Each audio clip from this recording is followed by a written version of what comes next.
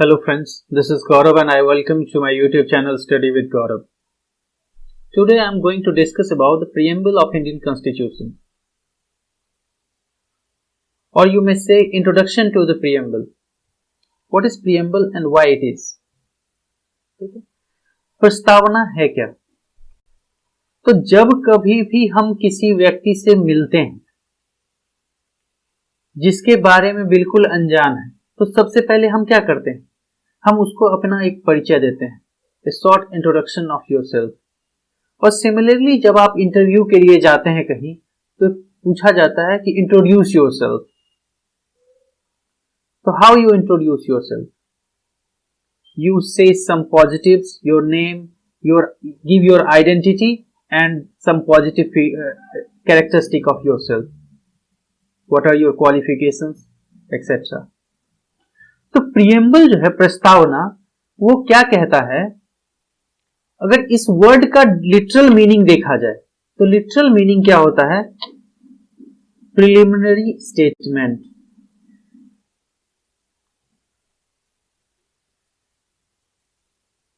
और introduction. Books में हम देखते हैं क्या होता है, बुक्स में प्रीफेस दिया होता है। प्रीफेस क्या होता है कि a reflection of entire book, कि जैसे पूरी किताब में क्या लिखा हुआ है उसके बारे में बताता है। अगर लीगल टर्म में प्रीएम्बल का डेफिनेशन देखा जाए, डेफिनेशन ऑफ लॉ या फिर meaning of preamble in law, तो ये कहता है introductory part of statute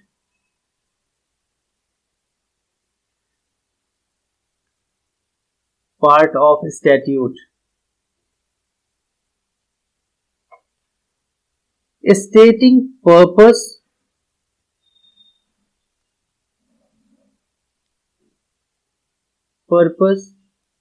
aims and jurisdiction.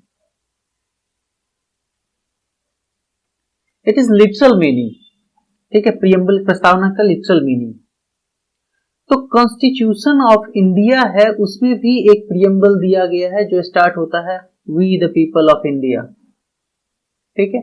तो ये प्रीएम्बल दिया गया, तो क्या ये मैंडेटरी है, देना ही है, जरूरी है? तो ऐसी बात कहीं नहीं लिखी गई है किसी भी फ्रेमवर्क में कि किसी भी स्टैट्यूट के लिए प्रीएम्बल होना जरूरी है, ठीक है। बट ये कस्टमरी है कि आमतौर पे हम जब जरूरी थोड़ा ना कि आप कहीं जाते हैं, किसी से मिलते हैं तो सबको अपना परिचय देते फिरेंगे, लेकिन एक गुड हैबिट्स जो एक इंडिविजुअल का होता है, ठीक है, वो कहता है कि आप किसी के साथ मिलें तो उसको अपना परिचय देना चाहिए, परिचय से ही अपनी मुलाकात प्रारंभ करनी चाहिए अगर वो पर्सन अननोन है। सिमिलरली स्टैट्यूट भी प्रीएम्बल से अपने आप को इंट्रोड्यूस करता है, ठीक है। सोर्सेस की बात करें कि ये आखिर आया कहां से, ये जरूरी है क्या, तो हम देखते हैं कि जो गवर्नमेंट ऑफ इंडिया एक्ट 1990 था, उसमें प्रीएम्बल था, लेकिन वहीं 1935 का जो गवर्नमेंट ऑफ इंडिया एक्ट था उसमें प्रीएम्बल नहीं दिया गया था, ठीक है। तो हम कस्टमरी तौर पे जो सोर्स की बात करते हैं, तो कंटेम्पररी वर्ल्ड में जिस समय इंडियन कॉन्स्टिट्यूशन फ्रेम हो रहा था, तो कंटेम्पररी वर्ल्ड में यूनाइटेड स्टेट्स के कॉन्स्टिट्यूशन में प्रीएम्बल था। सिमिलरली उसको एक मॉडल मानते हुए कस्टमरी एक्सेप्टेंस के रूप में इंडियन कॉन्स्टिट्यूशन में भी प्रीएम्बल को जगह दी गई, ठीक है।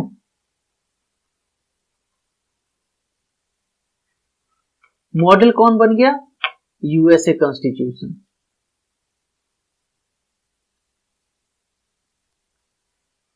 अब इंडियन कॉन्स्टिट्यूशन में जो प्रीएम्बल है वो कहां से आता है? तो as we have discussed earlier कि Pandit Nehru when constituent assembly started and the constituent assembly was formed and started its working, तो 13 दिसंबर 1946 पंडित नेहरू ने कॉन्स्टिट्यूएंट असेंबली संविधान सभा में ऑब्जेक्टिव रिजोल्यूशन रखा था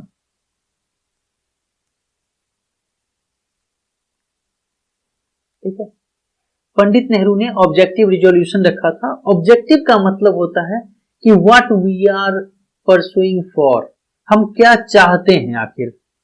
तो अल्टीमेट रिजल्ट की तरफ जाने के लिए जो मीन था कि हमें क्या क्या चाहिए, उन सब को रखा था कि इंडिया को एक सोवरेन डेमोक्रेटिक रिपब्लिक डिक्लेयर करना है। जो फ्रीडम स्ट्रगल के दौरान हमारे एम्स एंड ऑब्जेक्टिव्स थे उनको इसमें जगह देनी है। ठीक है, हमारा कॉन्स्टिट्यूशन जो होना चाहिए वो एक जो भी आइडियल्स थे फ्रीडम स्ट्रगल के, उन सब का कंपाइलेशन होना चाहिए, उन सब को अचीव करने की तरफ ओरिएंटेड होना चाहिए, एक गोल ओरिएंटेड कॉन्स्टिट्यूशन होना चाहिए। तो जो ऑब्जेक्टिव रिजोल्यूशन रखा गया और यूनानिमसली 22 जैन 1947 को ये यूनानिमसली पास हो गया। ठीक है, और वही चीज हम देखते हैं कि जब कॉन्स्टिट्यूशन को एडॉप्ट किया गया तो 26 नवंबर 1949 को बतौर प्रीएम्बल इसको इनेक्ट किया गया। 26 नवंबर 1949 और ये कॉन्स्टिट्यूशन में आ गया। अब क्वेश्चन ये रेज होता है कि whether preamble is part of constitution और नॉट, कि प्रीएम्बल जो है वो पार्ट ऑफ कॉन्स्टिट्यूशन है या नहीं है।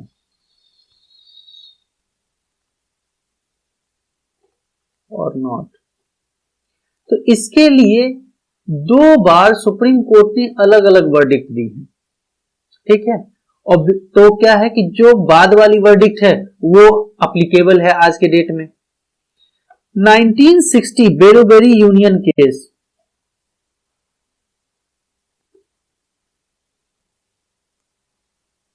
ये एक रेफरल केस था। रेफरेंस का मतलब होता है कि प्रेसिडेंट जब आर्टिकल 143 के तहत सुप्रीम कोर्ट को कोई मैटर रेफर करते हैं और उनसे जुडिशियल ओपिनियन लेते हैं। ठीक है, तो बेरोबेरी यूनियन केस में जब प्रेसिडेंट ने रेफरेंस मांगा था सुप्रीम कोर्ट से, तो उसमें सुप्रीम कोर्ट ने कहा कि पार्लियामेंट ने, ये कॉन्स्टिट्यूएंट असेंबली ने जो कॉन्स्टिट्यूशन बनाया तो उसको डिवाइड किया पार्ट्स में। ठीक है, जैसे देखते हैं कि टोटल 22 पार्ट्स में कॉन्स्टिट्यूशन डिवाइडेड है। तो चूंकि नंबरिंग नहीं की गई है, प्रीएम्बल का कोई नंबर नहीं है, no separate number allotted to preamble, तो चूंकि नंबर अलॉट नहीं किया गया है एक सेपरेट पार्ट के फॉर्म में, इसलिए ये कॉन्स्टिट्यूशन का हिस्सा नहीं है। यूएसए में भी क्या है कि यूएसए में भी इसी बेसिस पे उसको माना गया है। ठीक है, बाद में 1973 में केशवानंदा भारती केस,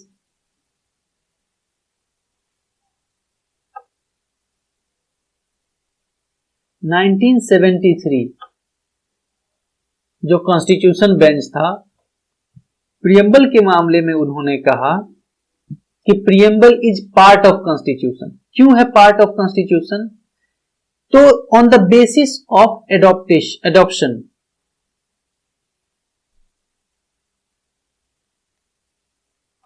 एडॉप्शन, और मेथड ऑफ इनैक्टमेंट,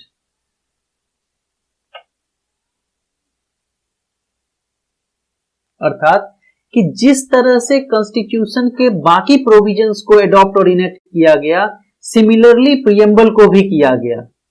इसीलिए preamble forms the part of constitution.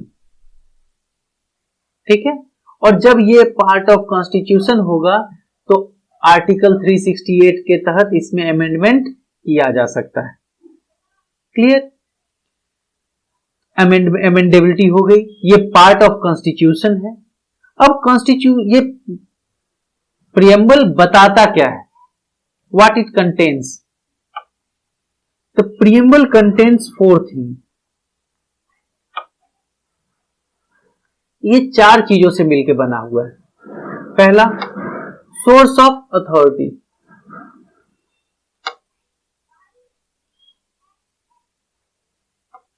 दूसरा ये देता है nature of Indian state,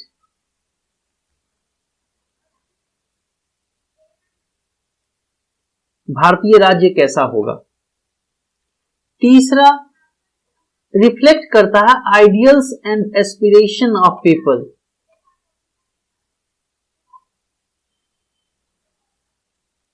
people of India. और लास्ट में इसमें दिया गया है डेट ऑफ एडॉप्शन।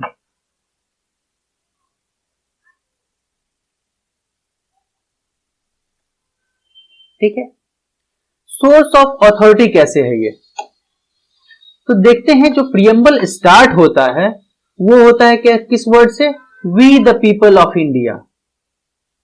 ठीक है, तो डेमोक्रेटिक सेटअप में रूल ऑफ डेमोस अर्थात रूल ऑफ पीपल, और वी द पीपल हम भारत के लोग, और ये खत्म कहां होता है, adopt, enact and give our self this constitution.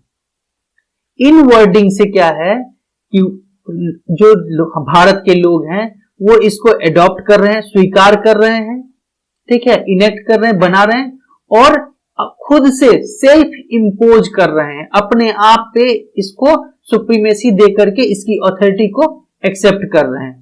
तो एक्सेप्टेंस ऑफ कॉन्स्टिट्यूशनल अथॉरिटी, ठीक है, उसका सोर्स है किसके द्वारा, जो सोवरेन है। और डेमोक्रेसी में सोवरेन कौन होता है, पीपल होते हैं। तो अब पीपल ने क्या किया कि कॉन्स्टिट्यूशन को सुप्रीम अथॉरिटी के तौर पे एक्सेप्ट किया। That's why it became the source of authority. Nature of Indian state का क्या मतलब है कि भारतीय राष्ट्र जो बन रहा है, नया जो स्टेट क्रिएट हो रहा था, उसकी कल्पना कैसी होगी, वो किस तरह का होगा। तो उसके लिए टर्म दिया गया है sovereign, socialist, secular, democratic Republic. ठीक है, इसमें सोशलिस्ट एंड सेक्युलर टर्म को 42nd कॉन्स्टिट्यूशनल अमेंडमेंट एक्ट के द्वारा ऐड किया गया था। ठीक है, 1976 में। अब देखिए, ये ओरिजिनल कॉन्स्टिट्यूशन में सोवरेन डेमोक्रेटिक रिपब्लिक था। इंडियन स्टेट जो होगा वो सोवरेन होगा। सोवरेन इट मींस कि ये अपने आप में सुप्रीम होगा, इंडिपेंडेंट होगा सबसे।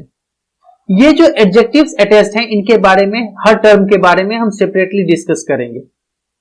ठीक है, तो ये बताते हैं कि भारतीय जो राज्य है, भारत गणराज्य जो बनने जा रहा है, ठीक है, वो किस तरह का होगा। ये रिफ्लेक्ट करता है ideals and aspiration of people.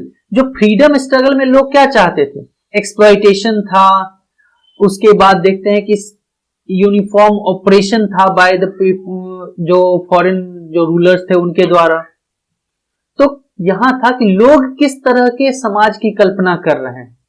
ठीक है, what kind of society Indian people wants to create through this constitution. तो उसमें देखते हैं क्या है, जस्टिस। किस तरह की justice, socio economic and political. Liberty, liberty किस चीज की, liberty of thought, expression, belief, faith and worship. Liberty का मतलब होता है फ्रीडम।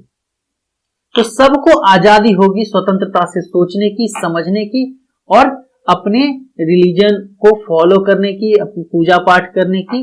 ठीक है, तो ये फ्रीडम होना चाहिए, ऐसा एक समाज बनना चाहिए। और तीसरा इक्वालिटी। इक्वालिटी का मतलब क्या है, इक्वालिटी ऑफ स्टेटस, कि सब बराबर होंगे, और अपॉर्चुनिटी, राज्य किसी के साथ कोई भेदभाव नहीं करेगा।